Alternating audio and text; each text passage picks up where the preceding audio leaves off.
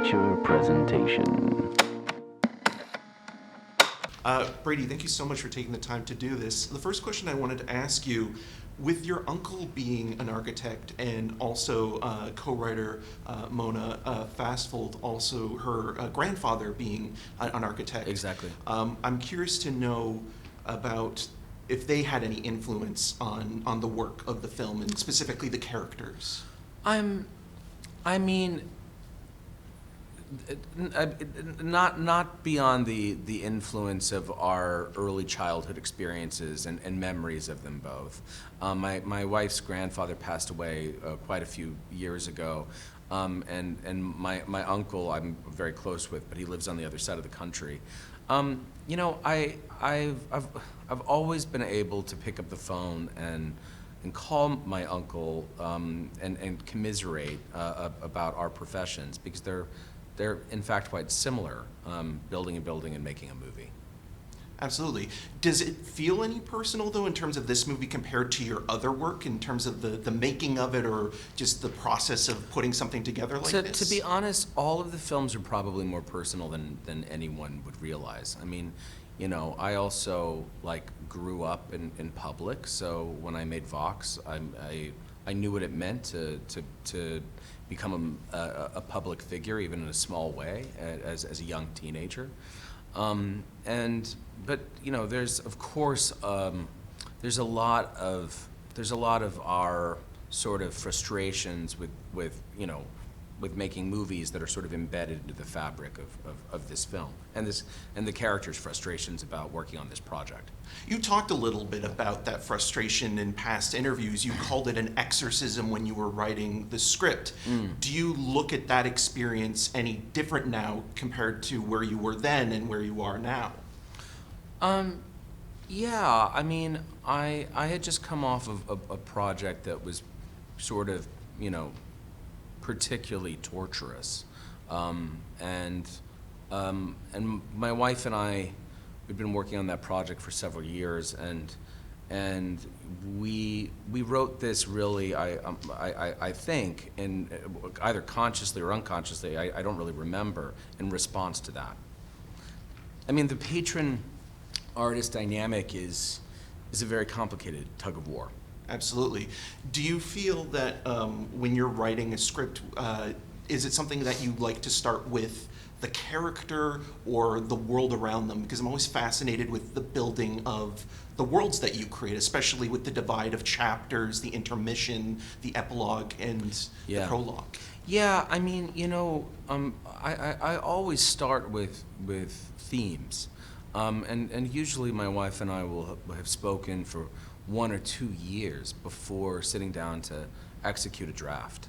You know, we're just sort of, by the time we start writing, then it's very quick. I mean, I think this screenplay was written in about 5 or 6 weeks. Really? Yeah. So you had like the whole sort of structure already built out at that point? Yeah, I mean, you know, more or less. I mean, and also just intuitively, I have a way that I format things, and you know, I now have that sort of down to a science at this point, you know, which makes it, you know, possible for me to do this over and over again. I think what's complicated in the beginning of one's career, it's something quite amorphous, but you know, over the course of years of working on projects, you start to know yourself a lot better. And you know, I think that I find it not particularly overwhelming now to sit down and execute a draft. Absolutely. I'm curious as well, because you and Mona work together on scripts. How do you determine who is going to direct what project? Is there a process in that? Yeah, we just know. My wife just finished a musical that Ann Lee. Exactly, that the two of us wrote. And you know, I always knew she was going to make that film. That was her project. And when I brought this to her and said, you know, this is what I want to work on next, then you know, it was clear that I'd be, you know, helming that project. So, you know, we know how to write for each other. which is something interesting because I really, when I'm working on a screenplay for her, she's the captain, and we oscillate. We go back and forth essentially every other year. Sort of devoted to her project and then mine, and it's sort of checkerboarded like that. Do you always work together, or is there times where you're separated? Not always. Yeah, we're not very dogmatic. I mean, we work on most things together, but sometimes we also, we do script doctoring jobs and stuff. We usually do that separately. Awesome. Well, another question that I have that I'm curious about, I know you've talked a lot about VistaVision from the perspective of, why it's shot that way, specifically as an artifact for the time and looking almost like a portal into that period and the technology being invented then.